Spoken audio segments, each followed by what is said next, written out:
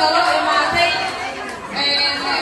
weliyadeena hodan cadceed maasha allah caasha kiwi hagaqorahay laguma kala maana maasha allah tabaaraka allah sidoo kaleeto waxaan rabnaa inay ku jarna keeg baarbay ah waan rabnaa meeshan ay public tahay laakiin wax yar noo sabra waan idin siin doonaa laakiin annaga daqiiqada yar idinka xadayna